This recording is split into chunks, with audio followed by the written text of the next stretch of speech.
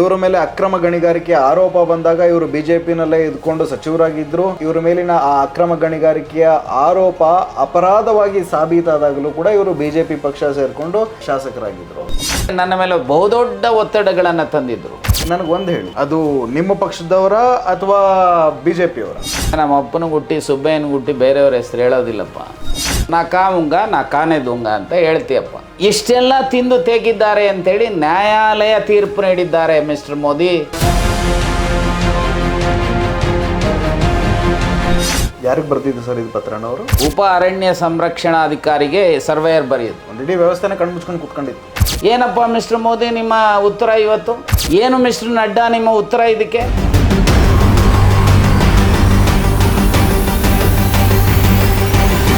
ಏನಾದರೂ ಒತ್ತಡ ಬಂತ? ಅದೇ ಜನನೇ ಆಗಾಗ ನನಗೆ ಫೋನ್ ಮಾಡೋರು. ಅದೇ ಜನಾರ್ದನ ರೆಡ್ಡಿ ಬಳ್ಳಾರಿ ಜಿಲ್ಲೆಯ ಉಸ್ತುವಾರಿ ಸಚಿವರಾಗಿದ್ದರು ಸರ್. ಕೆಲವು ಅಧಿಕಾರಿಗಳು ಅವರ ಕುಮ್ಮಕ್ಕಿನ ಮೇರೆಗೆ ಸಹಕಾರ ನೀಡಿರಲಿಲ್ಲ. ಶಾಸಕರಿಗೆ DFO ಬಿಡ್ತಾ ಇಲ್ಲ. ನಾನು ಮೊಬೈಲ್ ತೆಗೆದು ಆನ್ ಮಾಡಿ, ನೋಡಪ್ಪ ಮುತ್ತಯ್ಯ ಹೇಳು, ಈಗ ಹೇಳ್ದಲ್ಲ ಅದನ್ನು ಇನ್ನೊಂದು ಸಾರಿ ರಿಪೀಟ್ ಮಾಡು ಅಂತೇಳಿ ಆನ್ ಮಾಡಿ ಇಟ್ಟೆ. ರೆಕಾರ್ಡ್ ಮಾಡಿಟ್ರಿ. ಮಧ್ಯರಾತ್ರಿನಲ್ಲಿ ಅಲ್ಲಿ ಬಂದು ಒಂದು ಬಂಡೆ ಮೇಲೆ ಕೂಡ್ತಾ ಇದ್ದೆ. ಮುಖಕ್ಕೆ ಟವಲ್ ಕಟ್ಕೊಂಡು ಯಾರನ್ನೂ ಸಹ ಪ್ರಶ್ನೆ ಮಾಡುವಂಥ ಸ್ಥಿತಿನಲ್ಲಿ ಇರಲಿಲ್ಲ ಅವತ್ತು. ಏನು ಕ್ರಮ ಇಲ್ಲ. ಕಾನ್ಸ್ಟೇಬಲ್ ಮಕ್ಕಳಾಗಿದ್ದವರು ಗಣಿದಣಿಗಳಾಗೋದಕ್ಕೆ ಹೇಗೆ ಸಾಧ್ಯ ಆಯಿತು? ಹೀಗೆ ಏನು ಅನ್ನಿಸ್ತಾ ಇದೆಯಪ್ಪ ನಿನ್ನ ಮನಸ್ಸಿಗೆ? ತಪ್ಪು ಮಾಡಿದೆ ಅಂತ ಅನ್ನಿಸ್ತಾ ಇದೆಯೋ ಅಥವಾ ಏನು ಹೇಳಬೇಕಲ್ವ ಮಿಸ್ಟರ್ ರಾಮ್ಲು? 29 ಲಕ್ಷ ಮೆಟ್ರಿಕ್ ಟನ್ ಲೂಟಿ ಮಾಡಿದ್ದಾರೆ. ಅದರ ಬೆಲೆ 884 ಕೋಟಿಗೂ ಹೆಚ್ಚಿದೆ. ಇವತ್ತು ರಿಕವರಿಗೆ ಕ್ರಮ ಜರುಗಿಸ್ಬೇಕು.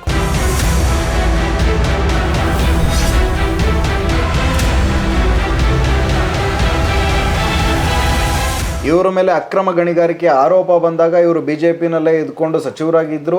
ಇವರ ಮೇಲಿನ ಆ ಅಕ್ರಮ ಗಣಿಗಾರಿಕೆಯ ಆರೋಪ ಅಪರಾಧವಾಗಿ ಸಾಬೀತಾದಾಗಲೂ ಕೂಡ ಇವರು ಬಿಜೆಪಿ ಪಕ್ಷ ಸೇರಿಕೊಂಡು ಶಾಸಕರಾಗಿದ್ದರು.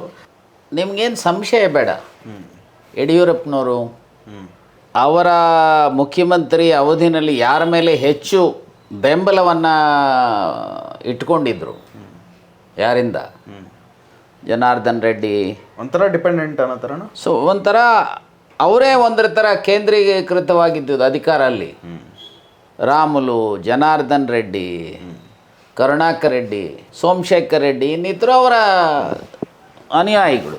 ಹಾಗೆ ಎಲ್ಲ ಹಂತಗಳಲ್ಲಿ ಎಲ್ಲ ಕಾಲಘಟ್ಟಗಳಲ್ಲಿ ಅವರು ಡಿಫೆಂಡ್ ಮಾಡ್ತಾ ಬಂದರು. ಜಿಲ್ಲಾಡಳಿತ ಇರ್ಬೋದು, ಅಲ್ಲಿಯ DC ಇರ್ಬೋದು, SP ಇರ್ಬೋದು, DFO ಇರ್ಬೋದು, ಎಲ್ಲರೂ ಸಹ ಒಂದಿಡೀ ವ್ಯವಸ್ಥೆನ ಕಣ್ಮುಚ್ಕೊಂಡು ಕುತ್ಕೊಂಡಿತ್ತು. ಹಾಗೆ ರಾಜ್ಯ ಮಟ್ಟದಲ್ಲೂ ಎಲ್ಲ ಮಂತ್ರಿಗಳು, ಮುಖ್ಯಮಂತ್ರಿಗಳಿಂದ ಹಿಡಿದು ಗೃಹ ಸಚಿವರಿಂದ ಹಿಡಿದು ಮೈನಿಂಗ್ ಮಿನಿಸ್ಟ್ರಿಂದ ಹಿಡಿದು ಎಲ್ಲರೂ ಸಹ. ಸೊ ನಾನು ಆಗಲೇ ಹೇಳಿದಾಗೆ ಒಂದು ಕಡೆ ಹೇಗೆ ಅವರು ಒತ್ತುವರಿ ಮಾಡಿದ್ರು, ಒಂದು ಕಾಲಘಟ್ಟದಲ್ಲಿ 20 ನೋಡಿ, ಇನ್ಫ್ಯಾಕ್ಟ್ ಒಬ್ಬರು ಯಾರು ಸರ್ವೇಯರ್ ಇದ್ದಾರೆ ದಾರಪ್ಪ ನಾಯ್ಕ್ ಅಂತೇಳಿ, ಇದು ರೈಟ್ ಟು ಇನ್ಫಾರ್ಮೇಷನ್ ಕೆಳಗಡೆ ತೆಗೆದುಕೊಂಡಿರುವಂಥ ಪತ್ರ.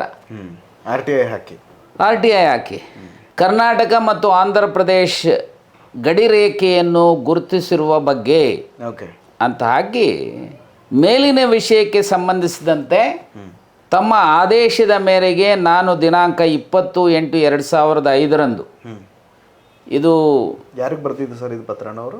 ಉಪ ಅರಣ್ಯ ಸಂರಕ್ಷಣಾಧಿಕಾರಿಗೆ ಸರ್ವೇಯರ್ ಬರೆಯೋದು. ಕರ್ನಾಟಕ ಮತ್ತು ಆಂಧ್ರ ಪ್ರದೇಶದ ಗಡಿ ರೇಖೆಯನ್ನು ಗುರುತಿಸುವ ಸಂದರ್ಭದಲ್ಲಿ ಮಿಸರ್ಸ್ OMC ಗಣಿ ಗುತ್ತಿಗೆದಾರರು ಕರ್ನಾಟಕದಲ್ಲಿ ಸುಮಾರು 20 ಎಕರೆಯಷ್ಟು ವಿಸ್ತೀರ್ಣದಲ್ಲಿ ಅನಧಿಕೃತವಾಗಿ ಗಣಿಗಾರಿಕೆ ಮಾಡುತ್ತಿರುವುದು ಕಂಡುಬಂದಿರುತ್ತದೆ. ಇದ್ದ ವಿಷಯವನ್ನು ತಮ್ಮ ಮಾಹಿತಿಗಾಗಿ ಹಾಗೂ ಮುಂದಿನ ಕ್ರಮಕ್ಕಾಗಿ ಸಲ್ಲಿಸಲಾಗಿದೆ ಅಂತೇಳಿ ಅವರು ಪಾಪ ಸರ್ವೇಯರ್ ಪತ್ರ ಬರೀತಾರೆ. ಸರ್ವೆ ಮಾಡಿ 20 ಎಕರೆ ಇವರು ಎನ್ಕ್ರೋಚ್ ಮಾಡಿಕೊಂಡು ಗಣಿಗಾರಿಕೆ ಮಾಡಿದ್ದು ಗೊತ್ತಾದ ಮೇಲೆ ಬರೀತಾರಲ್ವಾ. ಸೊ ಇದಲ್ದೇ ಭಾಳ ವೆರಿ ಇಂಟ್ರೆಸ್ಟಿಂಗ್ ಅಂತ ಹೇಳಿದ್ರೆ, ಒಂದು ಅಧಿಕಾರಿಗಳು ಸರ್ವೆ ಮಾಡ್ತಾರೆ, ಏನು ಸಭೆ ಮಾಡ್ತಾರೆ. ಈ ಸರ್ವೆ ಆದಮೇಲೆ ಇದಾದ ಮೇಲೆ ಇನ್ನೊಂದು ಸಮಯದಲ್ಲಿ ಅಧಿಕಾರಿಗಳು ಒಂದು ಸಭೆ ಮಾಡ್ತಾರೆ. ಈ ಗಣಿಗಾರಿಕೆ, ಅಕ್ರಮ ಗಣಿಗಾರಿಕೆ ವಿಚಾರವಾಗಿ ಮಾಡುವಂಥ ಸಮಯದಲ್ಲಿ ಇವರು ಏನು ಮಾಡ್ತಾರೆ ಅಂತ ಹೇಳಿದರೆ, ನೋಡಿ, ಕರ್ನಾಟಕ ರಾಜ್ಯ ಅರಣ್ಯ ರಕ್ಷಕ ಮತ್ತು ವೀಕ್ಷಕರ ಸಂಘ ಬಳ್ಳಾರಿ ಇವರುಗಳು ಸೇರಿ ಒಂದು ಸಭೆ ಮಾಡಿ ಆ ಸಭೆಯಲ್ಲಿ ಒಂದು ಪ್ರೊಸೀಡಿಂಗ್ಸನ್ನು ಸಹ ಮಾಡ್ತಾರೆ ಅವರು ಅಧಿಕಾರಿಗಳು. ಓಕೆ, ಏನಂತ ಸರ್? 21/8/2007 ರಂದು ಉಪ ಅರಣ್ಯ ಸಂರಕ್ಷಣಾಧಿಕಾರಿಗಳು ಅರಣ್ಯ ಸಂಚಾರ ದಳ ಬಳ್ಳಾರಿ ಕಚೇರಿಯಲ್ಲಿ ನಡೆದ ಸಭೆಯ ನಡವಳಿಗಳು. ಈ ಕೆಳಕಂಡ ಅಧಿಕಾರಿಗಳು ಮತ್ತು ಸಿಬ್ಬಂದಿಗಳು ಉಪಸ್ಥಿತರಿದ್ದರು. 1.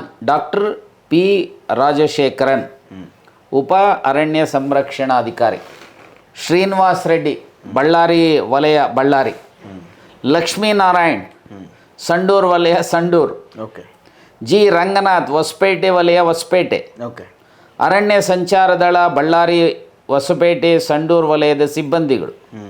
ಮತ್ತು ಮಿಸರ್ಸ್ TNR ಮೈನ್ಸ್, ಮಿಸರ್ಸ್ ಇಂದ್ ಟ್ರೇಡರ್ಸ್, ಮಿಸರ್ಸ್ ಮೆಹಬೂಬ್ ಟ್ರಾನ್ಸ್ಪೋರ್ಟ್ ಮತ್ತು ಮಿಸರ್ಸ್ ಎನ್ ರತ್ನಯ್ಯ ಮೈನ್ಸ್ ಮಾಲೀಕರುಗಳು. ಓಕೆ. ಇದರಲ್ಲಿ ಮಾಡ್ತಾ ನಾನು ಎಲ್ಲವನ್ನು ಸಹ ಇದನ್ನು ಮಾಡಲಿಕ್ಕೆ ಹೋಗೋದಿಲ್ಲ, ಟೈಮ್ನ ಸಮಸ್ಯೆ ಇರೋದ್ರಿಂದ.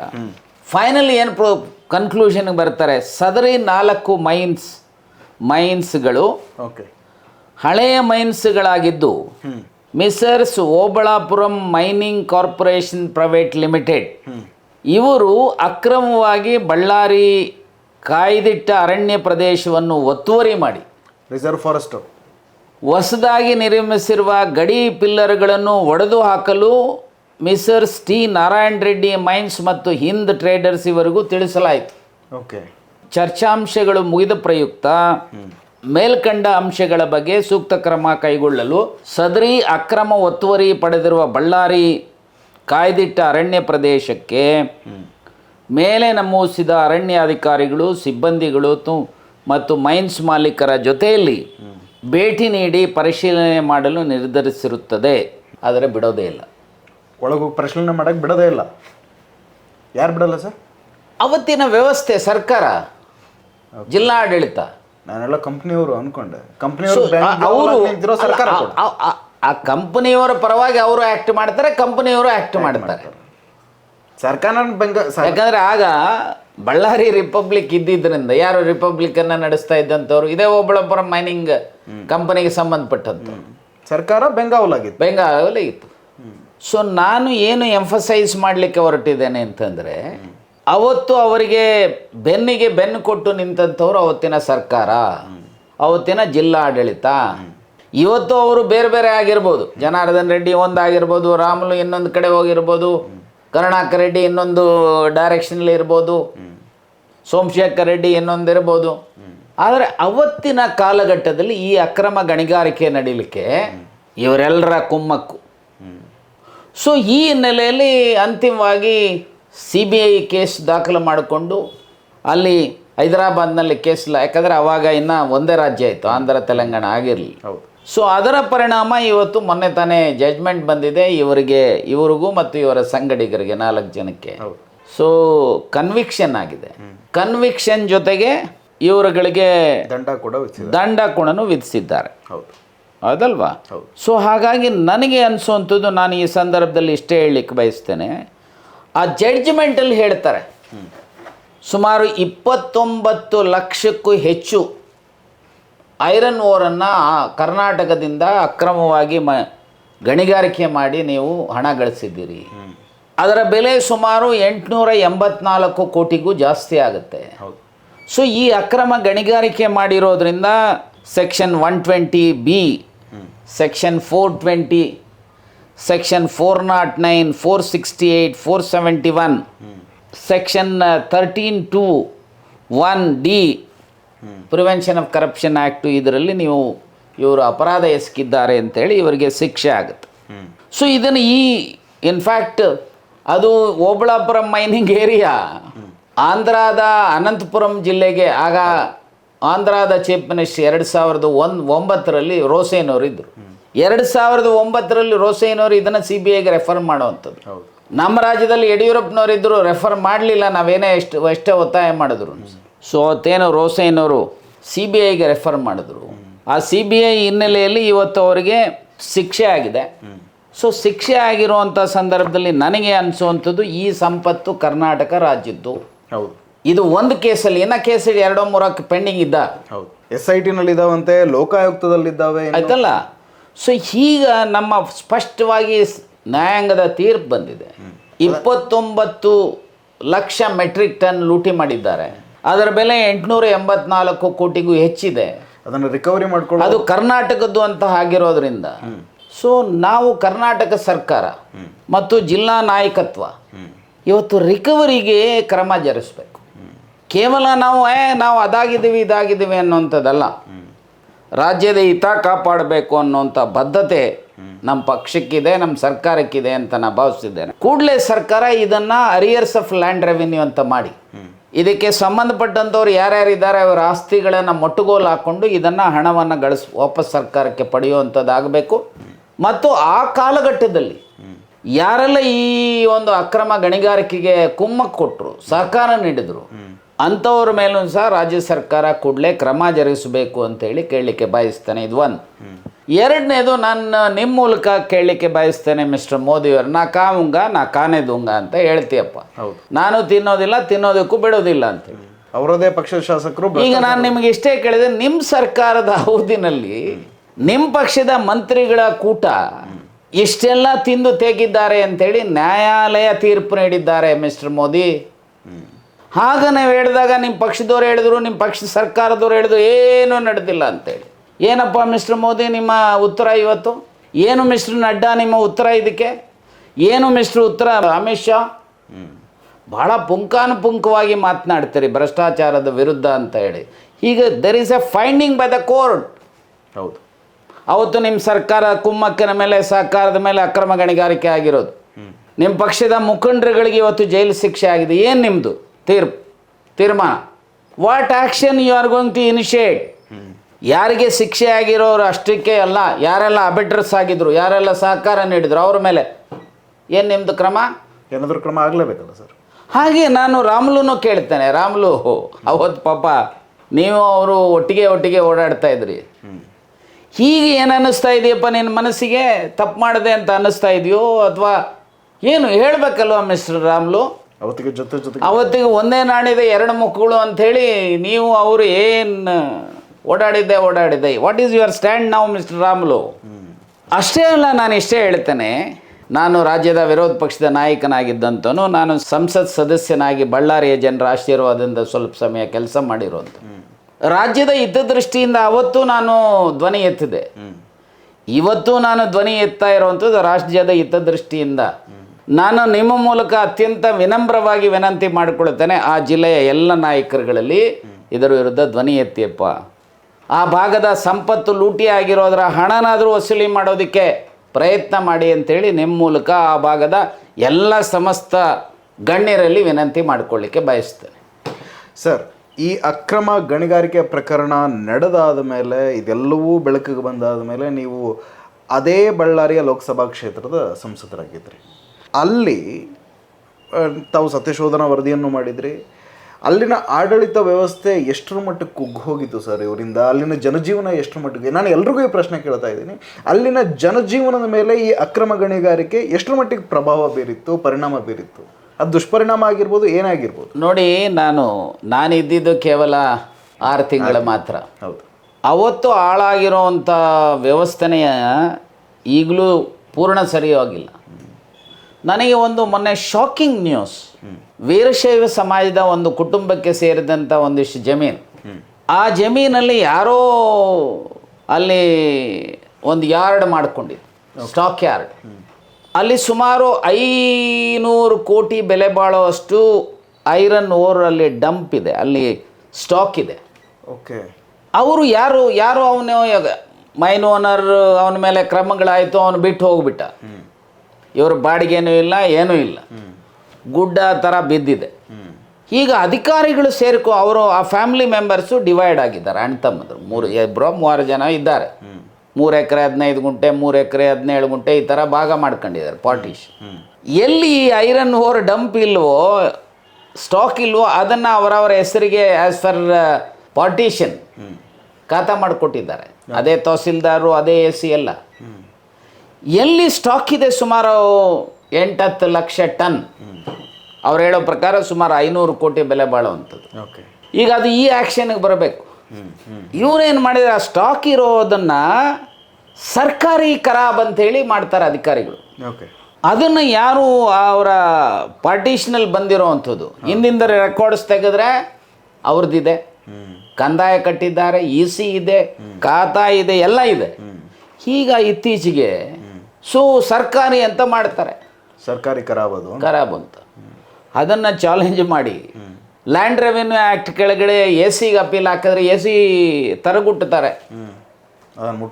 ಮುಟ್ಟೋದಕ್ಕೇನೆ. ಇಲ್ಲ ಸರ್ ನಾನು ಮಾಡೋಕ್ಕಾಗಲ್ಲ ಸರ್, DC ಗೆ ಹೇಳಿದ್ರೆ ಕಳಿಸಿ ಸರ್ ಮಾಡೋಣ. ರೆವಿನ್ಯೂ ಮಂತ್ರಿಗಳಿಗೆ ಅವ್ರ PFಗೆ ಹೇಳಿದೆ ನೋಡ್ರಿ ಈಗ ನಡೀತಾ ಇದೆ ಅಂತೇಳಿ.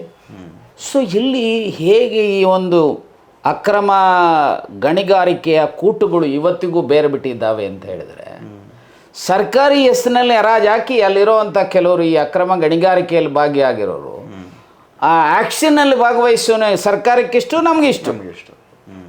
ನನಗೆ ಶಾಕ್ ಆಯಿತು, ಏನಪ್ಪ ಇದು ಇನ್ನೂ ಬೇರೆಗಳು ಹಾಗೇ ಇದ್ದಾವ ಅಂತ. ಅಕ್ರಮವಾಗಿ ತೆಗೆದಿದ್ದು ಸರ್ಕಾರದ ಹೆಸರಲ್ಲಿ ಹೋಗ್ತಾ ಇತ್ತು. ಅಲ್ಲಿ ರೈಟ್ ಆರ್ ರಾಂಗ್, ಅವನು ಯಾರೋ ಲ್ಯಾಂಡ್ ಲಾರ್ಡ್, ಅವನಿಗೆ ಅವನ ಜಾಗ ಅದು ಉಪಯೋಗ ಬರ್ತಾ ಇರೋದು ಅಂತೇಳಿ ಒಂದು ಹಂತದಲ್ಲಿ ಡಂಪ್ ಮಾಡಿದರು ಅಲ್ಲಿ. ಸೊ ಈಗ ಅದಕ್ಕೆ ಬೆಲೆ ಬಂದಿದೆ, ಅದನ್ನು ಬಳಸ್ಕೊಳ್ಳೋವಂಥದ್ದು ಯಾರು? ಈ ಥರ ಅಕ್ರಮ ಕೂಟ ಕಟ್ಟಿರೋವಂಥವ್ರು. ನನಗೆ ಆಶ್ಚರ್ಯ, ಅವರು ಬಿಡಲಿ, ಈ ಅಧಿಕಾರಿಗಳಾದರೂ ನಾನೇ ಮಾತಾಡಿದ್ದೇನೆ ಅನೇಕ ಅಧಿಕಾರಿಗಳ ಜೊತೆಯಲ್ಲಿ, ಅನೇಕ ಹಿರಿಯ ಮುಖಂಡರುಗಳ ಜೊತೆಯಲ್ಲಿ. ಸೊ ನಾನು ಇಷ್ಟೇ ಹೇಳ್ತೇನೆ, ಬಹುಶಃ ಎಲ್ಲೋ ಒಂದು ಕಡೆ ಈ ರಾಜ್ಯದ ವಿದ್ಯಾವಂತ ಯುವಕರು ಯುವತಿಯರು ವಿಚಾರವಂತರು, ಮೋರ್ ಪರ್ಟಿಕ್ಯುಲರ್ಲಿ ಬಳ್ಳಾರಿ ಜಿಲ್ಲೆಯ ಯುವಕರು ಯುವತಿಯರು ವಿಚಾರವಂತರು ಧ್ವನಿ ಎದ್ದ ಇದ್ದರೆ ಆ ಭಾಗದ ಸಂಪತ್ತು ಕೇವಲ ಕೆಲವರ ಕೈವಶ ಆಗುತ್ತೆ ಹೊರತು ಆ ಭಾಗದ ಜನರ ಅಭಿವೃದ್ಧಿಗೆ ಪೂರಕ ಆಗೋದಿಲ್ಲ. ಹಾಗಾಗಿ ಎಲ್ಲರಲ್ಲೂ ವಿನಂತಿ ಮಾಡ್ತಾನೆ, ಅದು ಬಳ್ಳಾರಿ ಇರ್ಬೋದು, ವಿಜಯನಗರ ಜಿಲ್ಲೆ ಇರ್ಬೋದು, ಆ ಭಾಗದ ಜನ ಈ ರೀತಿಯ ಅಕ್ರಮ ಕೂಟುಗಳಲ್ಲಿದ್ದಾವೆ, ಈ ರೀತಿಯ ಅಕ್ರಮ ಗಣಿಗಾರಿಕೆ ಯಾರೇ ಮಾಡಿರಲಿ ಅಂಥವರ ವಿರುದ್ಧ ಧ್ವನಿ ಎತ್ತೋದ್ರ ಮೂಲಕ ಈ ರಾಜ್ಯದ ಸಂಪತ್ತನ್ನು ಉಳಿಸುವಂಥ ಕೆಲಸ ಮಾಡಬೇಕು. ಇದು ಹೀಗೆ ಅಲ್ಲ, ರಾಮಾಯಣದಲ್ಲಿ ಅಯೋಧ್ಯಾಕಾಂಡ ಸರ್ಗ 100, ರಾಮ ಮತ್ತು ಭರತನ ಮಧ್ಯೆ ನಡೆಯುವಂಥ ಸಂವಾದ.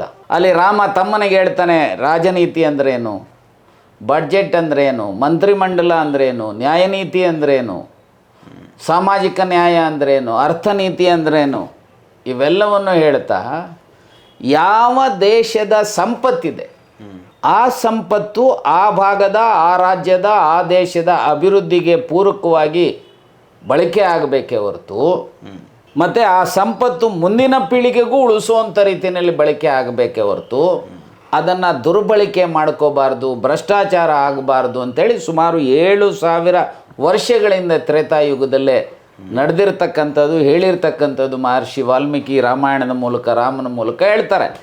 ಸೊ ನಾನು ಹಾಗೆ ಇಷ್ಟೇ ಹೇಳ್ತೇನೆ, ರಾಮಭಕ್ತರು ಅಂಥೇಳಿ ಉಡಾಫೆ ಹೊಡೆಯುವಂಥ ಭಾರತೀಯ ಜನತಾ ಪಾರ್ಟಿಯವ್ರಿಗೆ ಕೇಳ್ತೇನೆ, ನಿಮಗೆ ಏನಾದರೂ ಸ್ವಲ್ಪನಾದರೂ ನಾಡಿನ ಬಗ್ಗೆ, ದೇಶದ ಬಗ್ಗೆ, ಅಥವಾ ನೀವು ಮಾತನಾಡುವಂಥ ನಾ ಕಾವುಂಗ ನಾ ಕಾನೆದುಂಗ ಅನ್ನೋದ್ರ ಬಗ್ಗೆ ಏನಾದರೂ ಬದ್ಧತೆ ಇದ್ದರೆ ಈ ಅಕ್ರಮ ಗಣಿಗಾರಿಕೆಯ ಅಲ್ಲಿ ಭಾಗಿಯಾಗಿರುವಂಥ, ಅಷ್ಟೇ ಅಲ್ಲ ಈ ಅಕ್ರಮ ಗಣಿಗಾರಿಕೆಗೆ ಯಾರೆಲ್ಲ ಕುಮ್ಮಕ್ಕು ಕೊಟ್ಟಿದ್ದಾರೆ ಅವರ ಮೇಲೆ ಕ್ರಮ ಜರುಗಿಸುವಂಥ ಕೆಲಸ ಆಗಬೇಕು ಅಂತೇಳಿ ಆಗ್ರಹಿಸ್ತೇನೆ.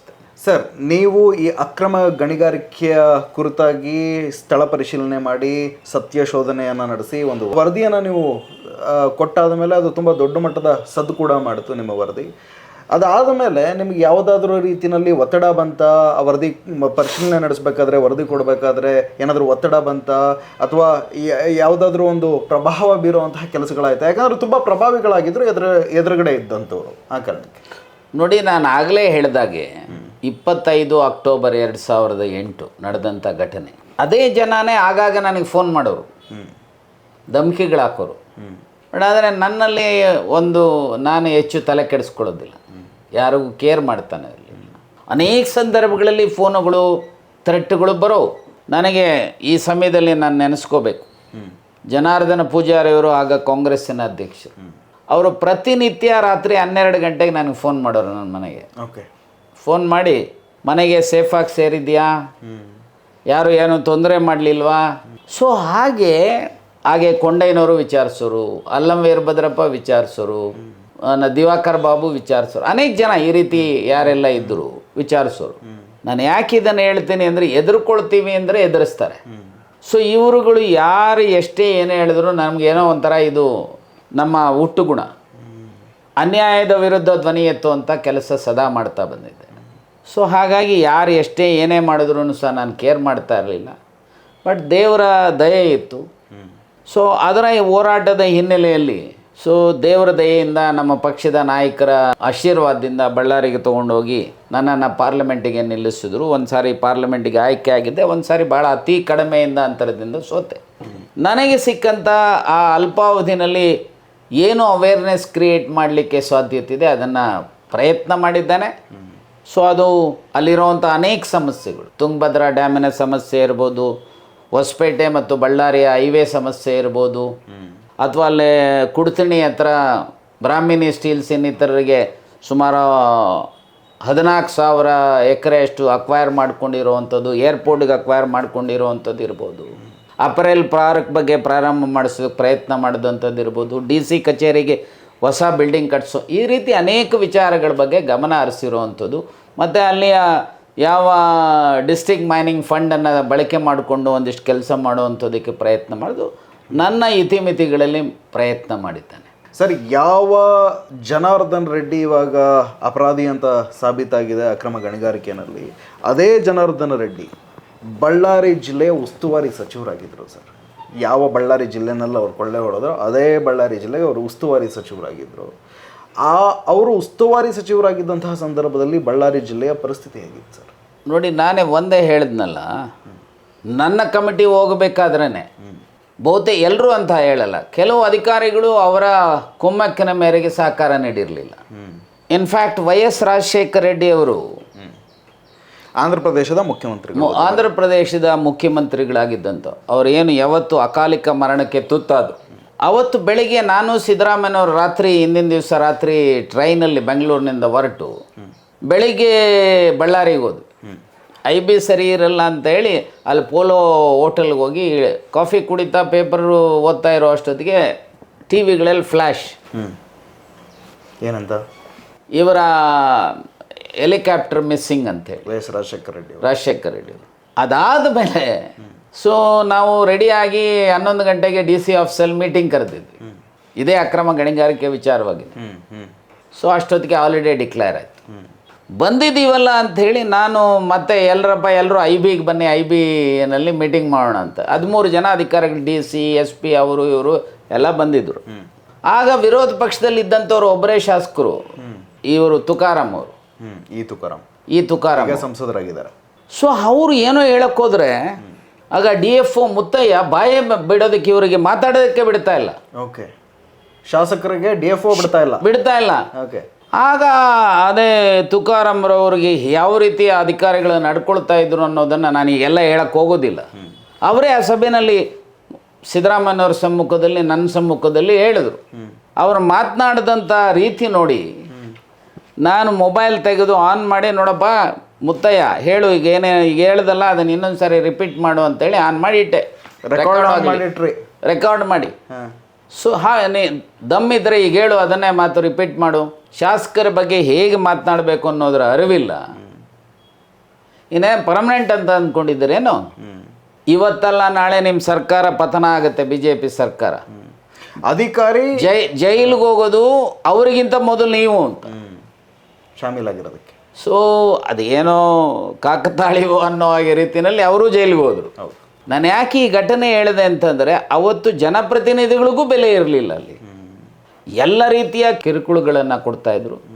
ಯಾರಾದರೂ ಜನ ಹೇಳೋರಲ್ಲ, ಸರ್ ನಾವು ಹೋಗಿ ಮೈನಿಂಗ್ ಮಾಡಿ ಐರನ್ ಓರನ್ನು ತೆಗೆದು ಗುಡ್ಡೆ ಹಾಕಿದರೆ ಬಂದು ಲಾರಿಗಳನ್ನು, ನಾನು ಇನ್ಫ್ಯಾಕ್ಟ್ 2 ದಿವಸ ಆ ಸಂಡೂರಿನ ಲಾರ್ಡ್ ರೆಸಾರ್ಟ್ ಇದೆ, ಯಾರಿಗೂ ಗೊತ್ತಿಲ್ಲದೆ ಅದರಲ್ಲಿ ಉಳ್ಕೊಂಡಿದ್ದೆ.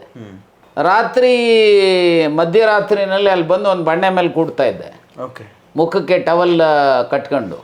ಈ ಅಕ್ರಮ ಗಣಿಗಾರಿಕೆನ ಎಷ್ಟು ಲಾರಿಗಳು ಯಾರ್ದು ಹೋಗುತ್ತೆ ಅಂತ ಅಲ್ಲಿ ಹೇಳೋರು.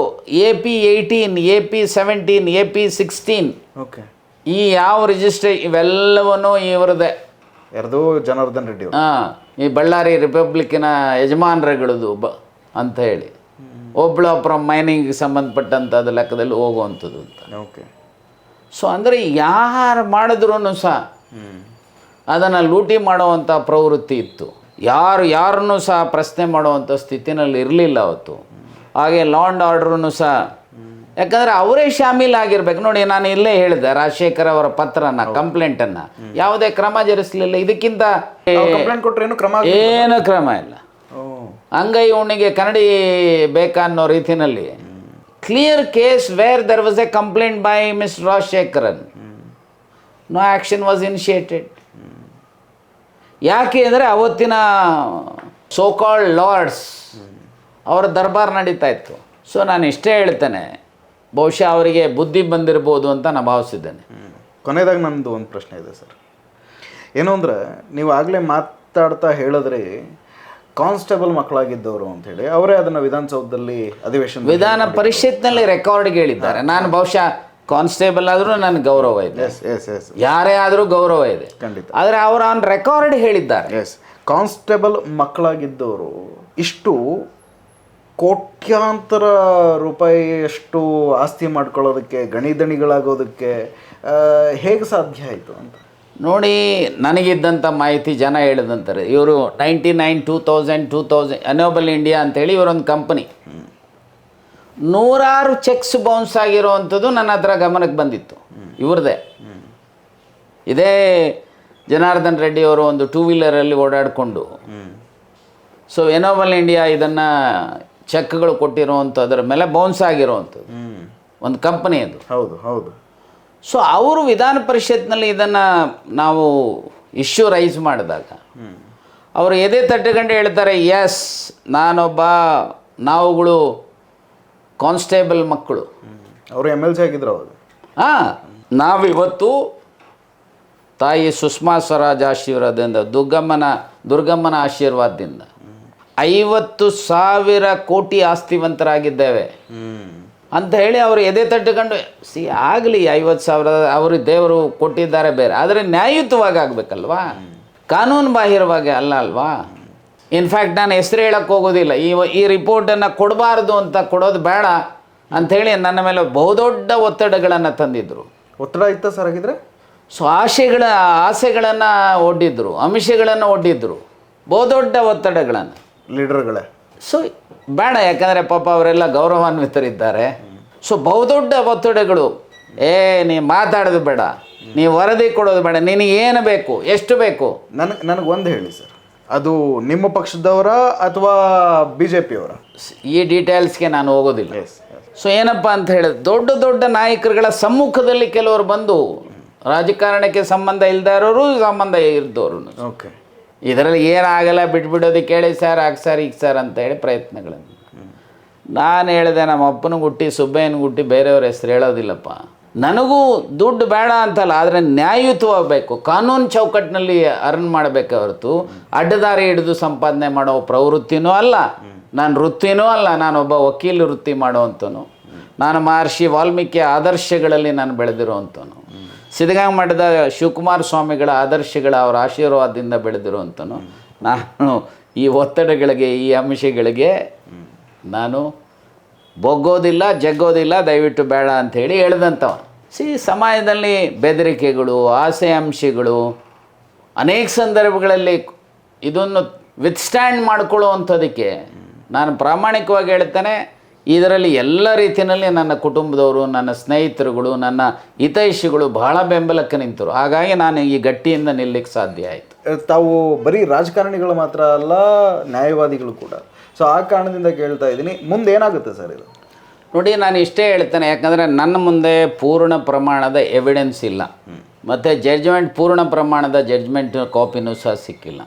ಅದರ ಪೂರ್ಣ ಎವಿಡೆನ್ಸು ಮತ್ತು ಜಡ್ಜ್ಮೆಂಟು ಅಧ್ಯಯನ ಮಾಡಿದ್ದೇನೆ ನಾನು ಇದರ ಮೇಲೆ ರಿಯಾಕ್ಷನ್ ಮಾಡಲಿಕ್ಕೆ ಹೋಗೋದಿಲ್ಲ. ಸರ್ವೇ ಸಾಮಾನ್ಯವಾಗಿ ನ್ಯಾಯಾಲಯಗಳು ಭ್ರಷ್ಟಾಚಾರದ ವಿರುದ್ಧ ಇರ್ತವೆ. ಇನ್ಫ್ಯಾಕ್ಟ್ ಓಪನ್ ಕೋರ್ಟಲ್ಲಿ ಅವತ್ತು ನಾನು ಸಮಾಜ ಸೇವೆ ಮಾಡ್ತಾ ಇದ್ದೇನೆ, ನನಗಿಷ್ಟು ವಯಸ್ಸಾಗಿದೆ, ನನಗೆ ಶಿಕ್ಷೆ ಕಡಿಮೆ ಮಾಡಿ ಅಂದಾಗ ಅವತ್ತಿನ ನ್ಯಾಯಾಧೀಶರ ರಿಯಾಕ್ಷನನ್ನು ನೋಡಿದ್ರೆ ನ್ಯಾಯಾಲಯಗಳು ಯಾವ ರೀತಿ ಯೋಚನೆ ಮಾಡ್ತಾರೆ ಅನ್ನೋದರ ಅರಿವು ನಮಗೆ ಆಗುತ್ತೆ. ಸೊ ಹಾಗಾಗಿ ಈ ಭ್ರಷ್ಟಾಚಾರ ಅಂದ ತಕ್ಷಣ ಸ್ವಲ್ಪ ನ್ಯಾಯಾಲಯಗಳು ಅಲರ್ಟ್ ಆಗ್ತಾರೆ. ನ್ಯಾಯಾಲಯಗಳು ಸರ್ವೇ ಸಾಮಾನ್ಯವಾಗಿ ಭ್ರಷ್ಟರ ಪರವಾಗಿ ತೀರ್ಪು ಕೊಡೋದಿಲ್ಲ. ಸಹಜವಾಗಿ ಇನ್ಫ್ಯಾಕ್ಟ್ ಇದೇ ಕೇಸಲ್ಲೇ ಒಂದು ಹಂತದಲ್ಲಿ ಬೇಲ್ಗೋಸ್ಕರ ನ್ಯಾಯಾಧೀಶರುಗಳನ್ನೇ ಬುಕ್ ಮಾಡೋಕ್ಕೆ ಹೊರಟು ಅದೊಂದು ಕೇಸ್ ಆಗಿರೋವಂಥದ್ದು ಬೇರೆ ಇದೆ. ಅಂದರೆ ಇವರುಗಳ ಮೈಂಡ್ ಸೆಟ್ ಹೇಗಿದೆ ಅನ್ನೋದಕ್ಕೆ ಇದೊಂದು ಸಾಕ್ಷಿ ಅಲ್ವಾ. ಸೊ ಹಾಗಾಗಿ ನಾನು ಇಷ್ಟೇ ಹೇಳ್ತೇನೆ, ಸರ್ವೇ ಸಾಮಾನ್ಯವಾಗಿ ನ್ಯಾಯಾಲಯಗಳು ಭ್ರಷ್ಟಾಚಾರ ಮಾಡಿರ್ತಾರಲ್ಲ ಅವರ ವಿರುದ್ಧ ಇರ್ತವೆ, ಅವರ ಪರವಾಗಿ ಇರುವಂಥ ಅವಕಾಶಗಳು ಕಡಿಮೆ. ಆದರೆ ಎಲ್ಲೋ ಒಂದು ಕಡೆ ಟೆಕ್ನಿಕಾಲಿಟೀಸ್ ಮೇಲೆ ಅಕಸ್ಮಾತ್ ಏನಾದರೂ ಸಹ ಅವ್ರಿಗೇನಾದರೂ ಅವ್ರ ಪರವಾದಂಥ ಸ್ಟೇನೋ ಸಸ್ಪೆನ್ಷನ್ ಆಫ್ ಸೆಂಟೆನ್ಸು, ಸೊ ಇದನ್ನು ಸೆಂಟೆನ್ಸು ಮತ್ತು ಜಡ್ಜ್ಮೆಂಟನ್ನು ಇದನ್ನು ಸ್ಟೇ ಆಗದೇ ಇದ್ದರೆ ಅವರಿಗೆ ಕಷ್ಟ, ಅವ್ರ ಒಳಗೆ ಇರಬೇಕಾಗತ್ತೆ ಹೇಳೋದು. ಸೊ ಹಾಗಾಗಿ ಈ ಹಂತದಲ್ಲಿ ಯಾಕಂದರೆ ನ್ಯಾಯಾಲಯದ ಮುಂದೆ ಹೋಗೋದಕ್ಕೆ ಮೊದಲು ನಾವು ಯಾವುದೇ ಅಭಿಪ್ರಾಯವನ್ನು ವ್ಯಕ್ತಪಡಿಸಿದರೆ ಒಂದು ರೀತಿ ಎಲ್ಲೋ ಒಂಥರ ಡೈರೆಕ್ಟ್ಲಿ ಆರ್ ಇಂಡೈರೆಕ್ಟ್ಲಿ ನ್ಯಾಯಾಲಯದ ಮೇಲೆ ನಾವು ಪ್ರಭಾವ ಬೀರಿದಂಗೆ ಆಗುತ್ತೆ. ಹಾಗಾಗಿ ನಾನು ಈ ಸಂದರ್ಭದಲ್ಲಿ ಇಷ್ಟೇ ಹೇಳ್ತೇನೆ, ನ್ಯಾಯಾಲಯದ ತನಗೆ ತೋಚಿದಂಥ ರೀತಿಯಲ್ಲಿ ಕಾನೂನಿನ ಚೌಕಟ್ಟಿನಲ್ಲಿ ಯಾವ ಕ್ರಮ ತೆಗೆದುಕೊಳ್ಬೋದು ಆ ಕ್ರಮ ತೆಗೆದುಕೊಳ್ಳುವಂಥ ಸ್ವಾತಂತ್ರ್ಯ ಸೊ ಅದು ಆ ಕೋರ್ಟಿಗೆ ಇದೆ. ಕಾದು ನೋಡೋಣ. ನನಗೆ ವಿಶ್ವಾಸ ಇದೆ ಯಾವುದೇ ಸಂದರ್ಭದಲ್ಲೂ ಸಹ ಭ್ರಷ್ಟಾಚಾರದ ಜೊತೆಯಲ್ಲಿ ಅಕ್ರಮ ಗಣಿಗಾರಿಕೆ ವಿಚಾರದಲ್ಲಿ ನ್ಯಾಯಾಲಯಗಳು ರಾಜಿ ಮಾಡಿಕೊಳ್ಳುವುದಿಲ್ಲ ಅನ್ನೋಂಥ ವಿಶ್ವಾಸ ನನಗಿದೆ. Yes sir, on that note ನಮಗೆ ಇಷ್ಟೊತ್ತು ಈ ಬಳ್ಳಾರಿ ರಿಪಬ್ಲಿಕ್ ಬಗ್ಗೆ, ಅಕ್ರಮ ಗಣಿಗಾರಿಕೆಯ ಬಗ್ಗೆ ಇಷ್ಟೆಲ್ಲ ಮಾಹಿತಿಗಳನ್ನ ತಿಳಿಸ್ಕೊಟ್ಟಿದ್ದಕ್ಕೆ ತಮಗೆ ತುಂಬ ಹೃದಯದ ಧನ್ಯವಾದ. Thank you. ನಮಸ್ಕಾರ.